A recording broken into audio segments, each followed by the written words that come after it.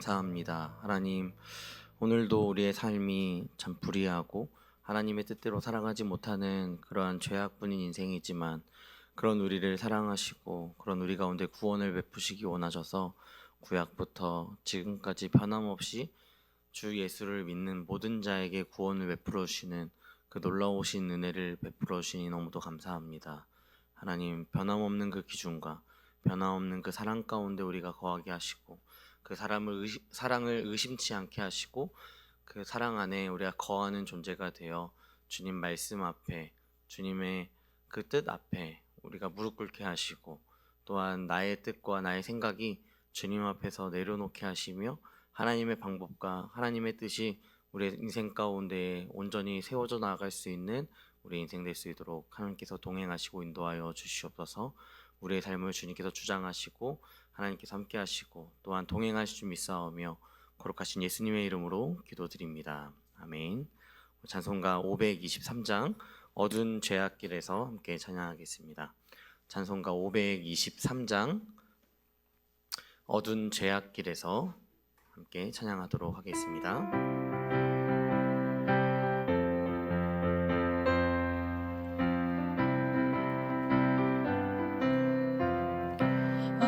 죄악길에서 목자 없는 양같이 모든 사람 길 찾아 헤맨다.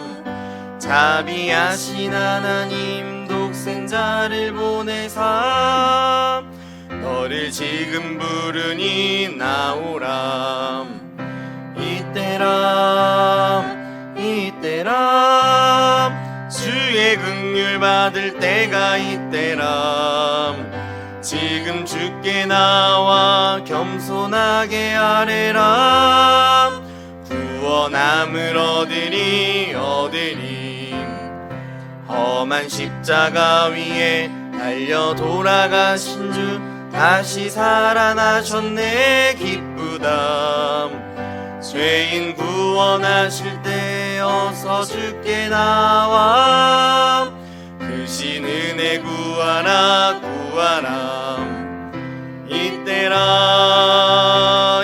이때라 주의 긍휼 받을 때가 이때라. 지금 주께 나와 겸손하게 아뢰라. 구원함을 얻으리 주의 귀한 말씀에 영원 생명 있나니 주님 너를 용서해 주신다.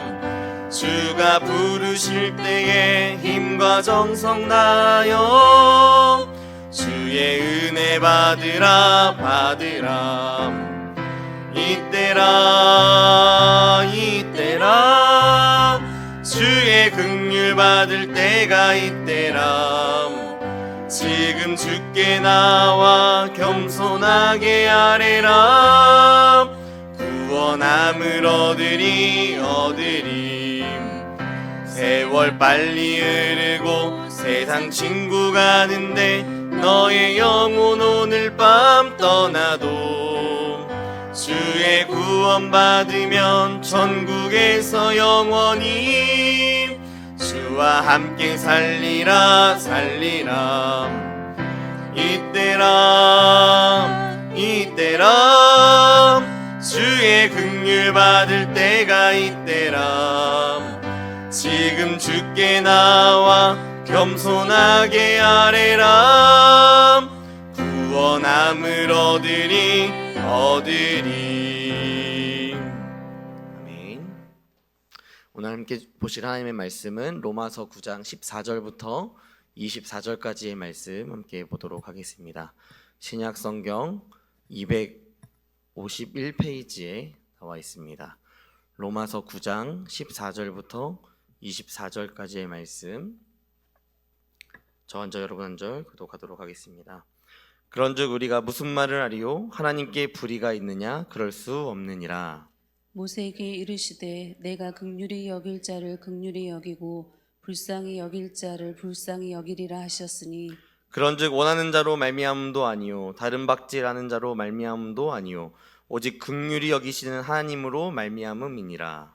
성경이 바로에게 이르시되 내가 이 일을 위하여 너를 세웠으니 곧 너로 말미암아 내 능력을 보이고 내 이름이 온 땅에 전파되게 하려 함이라 하셨으니 그런즉 하나님께서 하고자 하시는 자를 긍휼히 여기시고 하고자 하시는 자를 완악하게 하시느니라.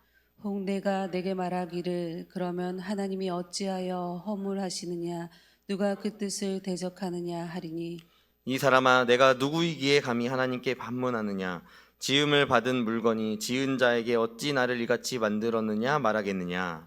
도기장이가 진흙 한 덩이로 하나는 귀 쓸 그릇을 하나는 천이 쓸 그릇을 만들 권한이 없느냐 만일 하나님이 그의 진노를 보이시고 그의 능력을 알게 하고자 하사 멸하기로 준비된 진노의 그릇을 오래 참으심으로 관용하시고 또한 영광 받기로 예비하신 바 긍휼의 그릇에 대하여 그 영광의 풍성함을 알게 하고자 하셨을지라도 무슨 말을 하리요 같이 읽겠습니다. 이 이 그릇은 우리니 곧 유대인 중에서뿐 아니라 이방인 중에서도 부르신 자니라. 아멘.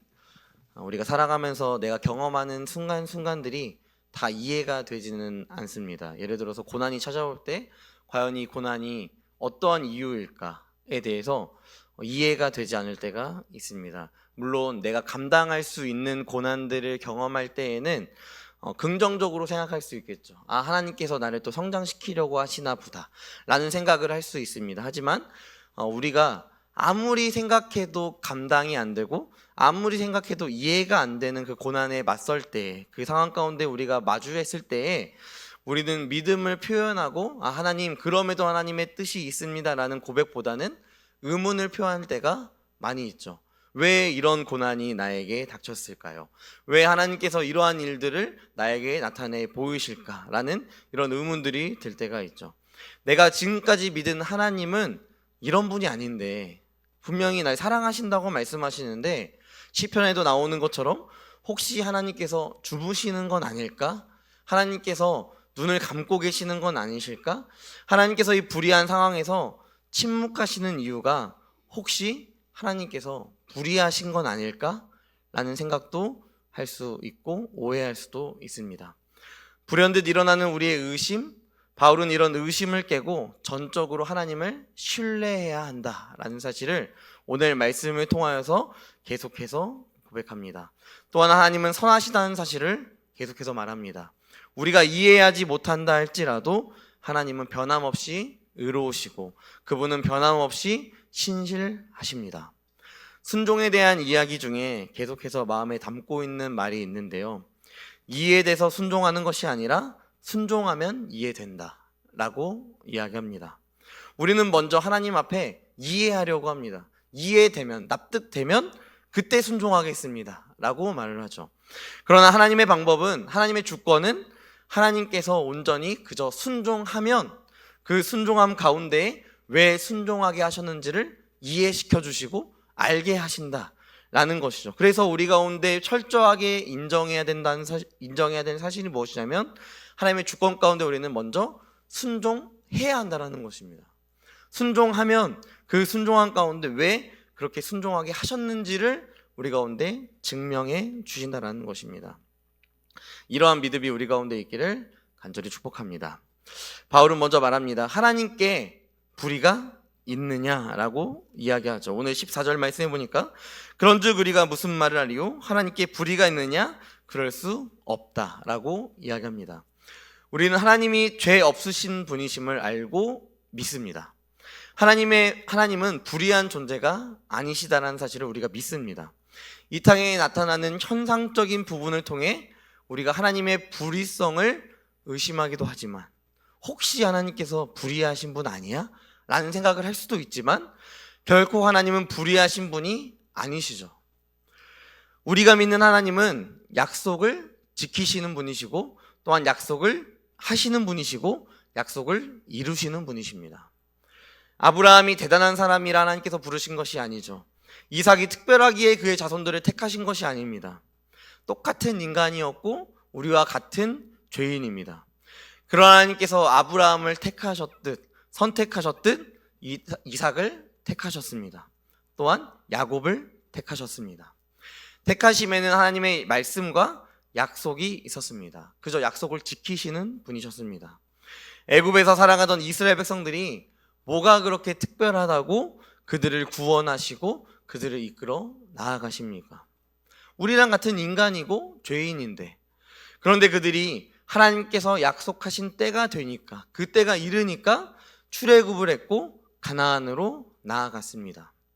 무엇보다 하나님은 약속을 지키시는 분이십니다. 15절 말씀해 보니까 모세에게 하나님께서 이렇게 말씀을 하시죠. 모세에게 이르시되 내가 긍휼히 여길 자를 긍휼히 여기고 불쌍히 여길 자를 불쌍히 여기리라 하셨으니 라고 이야기하고 있습니다. 우리가 오늘 말씀 15절 말씀에 나오는 긍휼히 여길 자와 불쌍히 여길 자라는 것이 마치 이 이스라엘 백성들이 그러한 조건을 성취했고 이루었기 때문에, 그러한 존재들로 이루어졌기 때문에 라고 생각할 수 있지만 이것은 오해입니다. 하나님께서 말씀하시는 것은 불쌍한 상황과 처지에 있는데 그 누구도 구원을 이룰 수 없고 도움을 받을 수 없는 존재, 그러니까 버림받은 존재, 아무도 그들을 긍휼히 여길 만큼의 그러한 사랑받을 수 있는 존재가 아닌 존재들인데, 그런 존재들 가운데 오히려 하나님께서 그들을 긍휼히 여기셨다라는 것을, 불쌍히 여기셨다라는 하나님의 주권적인 선택과 말씀을 오늘 말씀을 통하여서 이야기하고 있다는 것입니다. 하나님의 주권적인 선택에 의해 이스라엘 백성들은 구원을 받은 존재입니다. 그래서 설명합니다. 16절 말씀에 원하는 자로 말미암음도 아니고, 말씀을 읽어보면 그런즉 원하는 자로 말미암음도 아니요 다른 박질하는 자로 말미암음도 아니다 라고 이야기하고 있습니다. 못 받고 있습니다. 16절 말씀을 통하여서 이야기하는 것은 그들의 원함이나 수고함이 아니라, 그들이 어떠한 노력을 했기 때문이 아니라 오직 한 가지 이유가 있다면 그들을 긍휼히 여기시는 하나님으로 인하여서 그들이 구원을 얻었다라는 사실을 이야기한다는 거죠. 우리가 이런 사랑을 받은 존재 아닐까요? 우리는 원하여 구원을 받은 존재가 아니죠. 우리가 하나님 앞에 하나님 우리를 구원해 주세요라고 요청했기 때문에 하나님께서 우리를 구원하신 존재가 아니죠. 하나님께서 전적으로 우리를 사랑하셨고 또한 우리 가운데 그 구원을 베푸시기 원하셔서 그분은 자신의 아들을 내어 주셨습니다. 우리가 하나님 앞에 요청하지 않았고 수고하지 않았고 노력하지 않았고 그분에게 이르기까지 열심히 의를 행하는 존재가 아니었음에도 불구하고 하나님은 그저 우리를 선택하셨고 우리를 사랑하셔서 우리 가운데 하나님의 아들을 주셨습니다. 그래서 우리의 다른 박질로 인한도 아니요 우리의 어떠한 수고로움도 아니요 하나님께서 우리를 전적으로 사랑하시는 그 사랑에 있다는 것입니다. 만약 우리가 다른 박질하여 하나님을 찾을 수 있고 우리의 열심으로 하나님을 만날 수 있었다면 이 시대 가운데 살아가고 있는 모든 지식인들은 다 하나님을 믿을 것입니다. 그 지식으로, 그 노력으로 하나님을 찾고 하나님을 믿을 수 있다면 모든 똑똑한 사람들은 다 하나님을 믿겠죠. 그러나 그들은 하나님을 다 믿는 그러한 존재는 아닙니다. 이 시대에도 마찬가지죠. 그럼에도 사도 바울은 오직 구원과 긍휼의 주권이 하나님께 있음을 계속해서 이야기합니다. 우리가 잊지 말아야 할 사실이 있습니다. 하나님은 불의한 자가 아니시고 하나님은 철저하게 약속을 지키시는 것, 또 그 약속하신 것을 지키시는 분이 바로 하나님이십니다. 뿐만 아니라 오직 우리에게 자신을 믿을 수 있는 믿음을 주신 분이 바로 하나님이십니다. 동일한 죄인인 우리 가운데 우리가 뭐가 그렇게 유별이 대단해서 우리를 구원에 이를 수 있도록 하셨습니까? 구약 시대부터 지금까지 변함없이 하나님은 단 한 가지 주 예수를 믿으라 그리하면 너와 내 집이 구원을 받는다라는 이 사실 앞에 변함없이 우리 가운데 계속해서 믿음을 주시고 그 믿음 가운데 살아갈 수 있도록 우리를 지키시고 보호하십니다. 사랑하는 성도 여러분, 우리가 하나님의 불의를 생각하는 이유가 혹시 성경에 나오는 것처럼, 오늘 말씀에 나오는 것처럼 바로의 완악함과 같은 상황의 문제 때문은 아닐까요? 현실의 어려움과 하나님을 믿으니 마주하는 수많은 환경의 걸림돌들 때문은 아닐까요? 그러한 상황들이 우리 가운데 너무도 많이 있죠. 환경의 걸림돌들이 우리 가운데 너무도 많이 있죠. 그러나 이런 상황을 허락하시는 하나님의 이유는 결코 내가 했다라고 말할 수 없도록 하나님께서 우리를 몰아가시는 것 뿐입니다. 그래서 하나님의 이름이 온 땅에 전파되기를 원하시는 그 이유 때문입니다. 이런 찬양이 있죠. 왜 나만 겪는 고난이냐고 불평하지 마세요. 고난의 뒤편에 있는 주님이 주실 축복 미리 보면서 감사하세요. 하나님의 주권을 믿는다면 우리는 현재의 고난보다 앞으로 나타나 보여주실 주님의 축복을 바라보며 하나님은 선하시다, 하나님은 불의가 없으시다 고백하는 저와 여러분 되기를 주님으로 축복합니다. 바울은 또 다른 질문으로 하나님을 이야기합니다. 하나님이 어찌하여 허물하시느냐. 오늘 말씀 19절 말씀에 혹 내가 내게 말하기를 그러면 하나님이 어찌하여 허물하시느냐, 누가 그 뜻을 대적하느냐 하리니 라고 이야기합니다.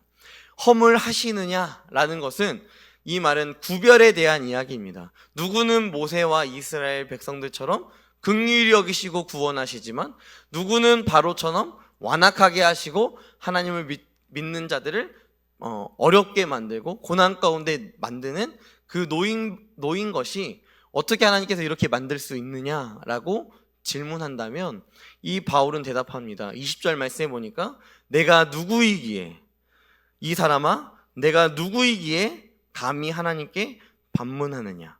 지음을 받은 물건이 지은 자에게 어찌 나를 이같이 만들었느냐 말하겠느냐라고 이야기한다라는 것입니다.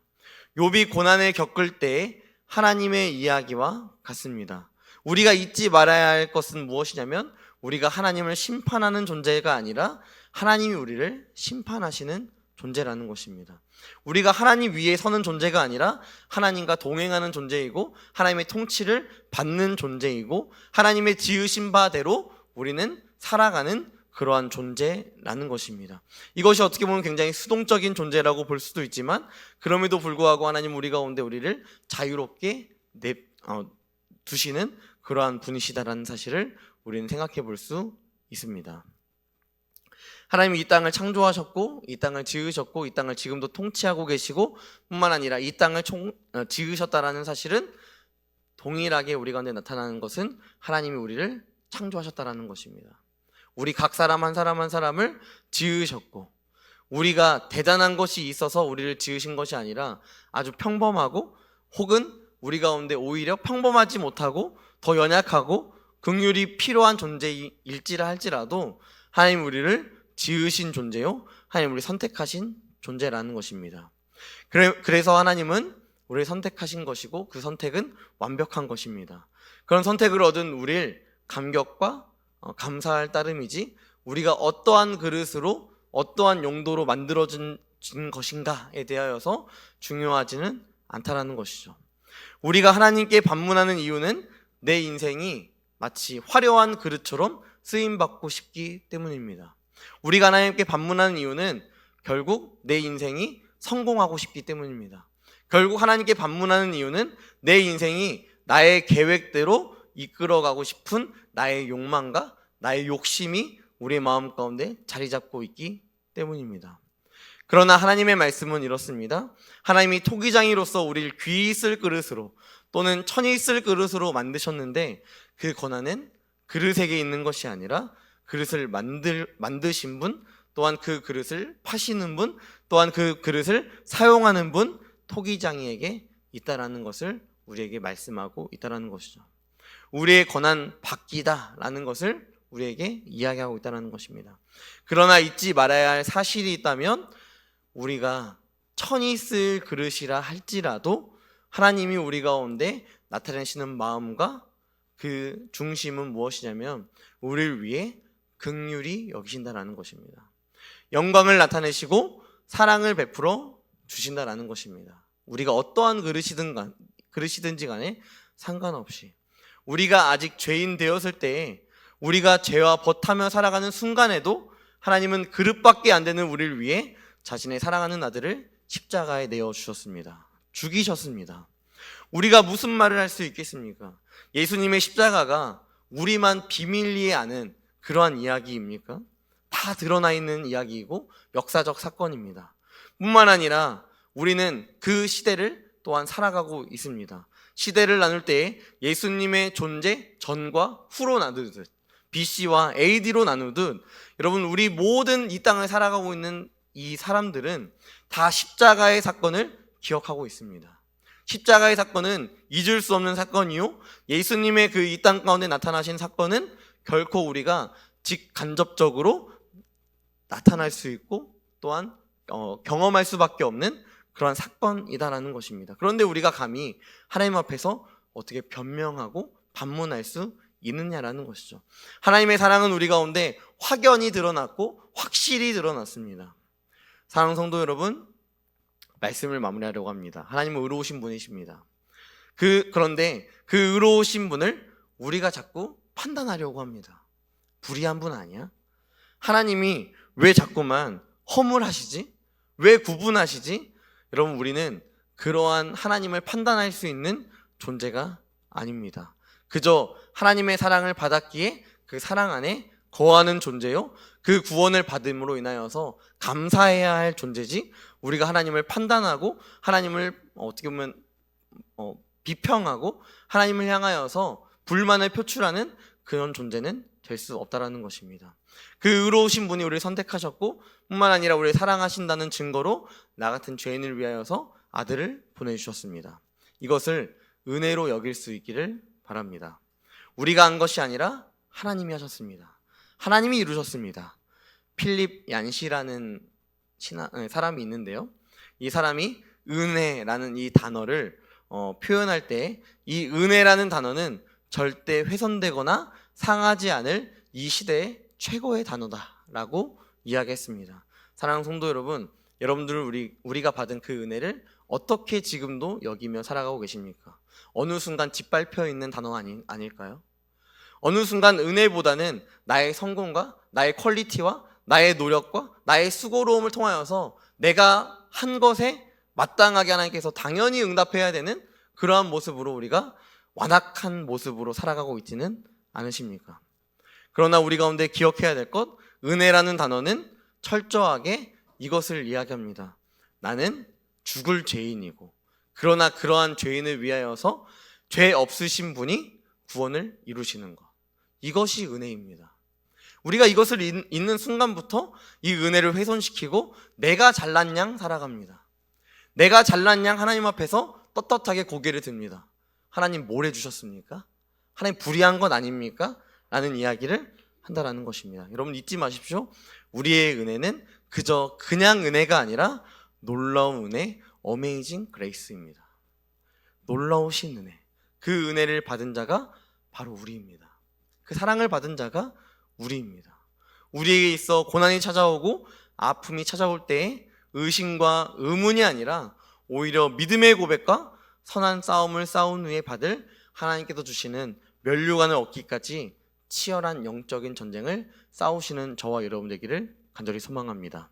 우리에게 긍휼을 베푸시는 하나님은 우리의 영적 싸움 앞에서도 혼자 두지 않으시고 여러분에게 전신갑주를 입혀주시고 승리케 하실 것입니다. 사랑하는 성도 여러분, 제가 처음에 이야기했던 순종에 대한 이야기, 이해해서 순종하는 것이 아닙니다. 순종하니까 이해가 되는 것입니다. 순종하면 하나님의 마음이 어떠한 것인지 이해가 되는 것입니다. 순종 안 하니까 이해가 안 되는 것입니다. 사랑하는 성도 여러분, 하나님의 말씀에, 하나님의 뜻에, 또한 교회의 질서 앞에 순종하는 저와 여러분들이었으면 좋겠습니다. 하나님께 순종하는 존재가 되었으면 좋겠습니다. 내가 마주하는 고난과 이 많은 치열한 영적 싸움 가운데 순종하셔서 그 전쟁터 가운데 참여하십시오. 그 참여하여 하나님께서 허락하시는 전신갑주를 입고 치열함 가운데 싸워 결국 하나님께서 주시는 의의 면류관을 얻고 하나님께서 원하시고 기뻐하신 뜻이 무엇인지를 분별할 수 있는 저와 여러분 되기를 주님으로 간절히 축복합니다. 이 시간 함께 기도하며 나아갔으면 좋겠습니다. 기도할 때 하나님, 무엇보다 기억해야 될 것, 하나님 나를 구원하시니 너무도 감사합니다.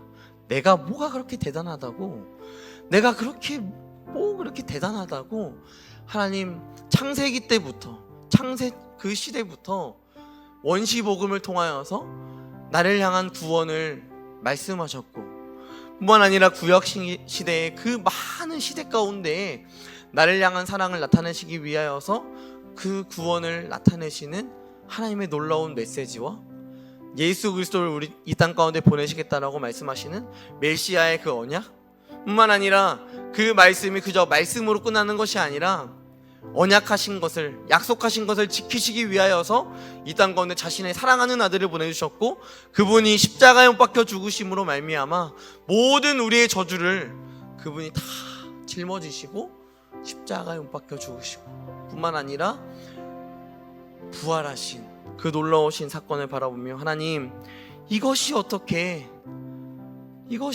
나의 노력과 나의 수고이겠습니까?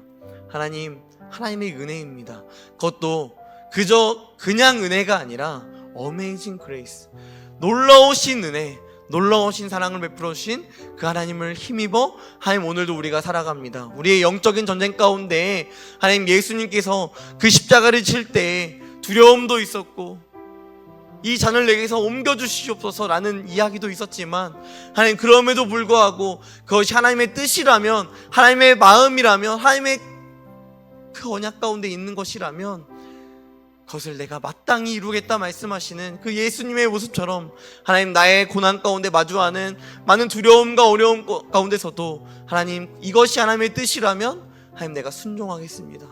내가 순종하여 이해하겠습니다. 이 마음이 모든 성도들, 우리 성도들 가운데 나타날 수 있도록 함께 기도해 주시고, 뿐만 아니라 대예배 가운데 하나님, 주일의 모든 예배 가운데 하나님께서 함께 하시고, 특별히 기도 맡은 자들에게 성령의 충만함을 더하여 주시고, 또한 옥상에서 중보기도하는 주일 중보기도 가운데 하나님, 온전한 기도가 그들의 입술에서 나와 이 예배가 온전히 또한 하나님 앞에 상달되는 귀한 예배로 드릴 수 있도록 인도해달라고 기도해 주시고, 또한 담임 목사님 리더십을 위하여서 가르치고 치유하고 전파하는 사명을 감당할 때에 하나님의 마음으로 교회를 세워나가는 귀한 은혜가 이 더운 사랑의 교회 가운데 나타날 수 있도록 인도해달라고 기도해 주시고, 마지막으로 여러분들이 가지고 나오신 많은 삶의 고난과 어려움 가운데 가지고 나오신 기도의 제목 가운데, 하나님, 나의 뜻이 아니라 하나님의 뜻이 이 땅 가운데 나타날 수 있도록, 나의 고난의 연장 가운데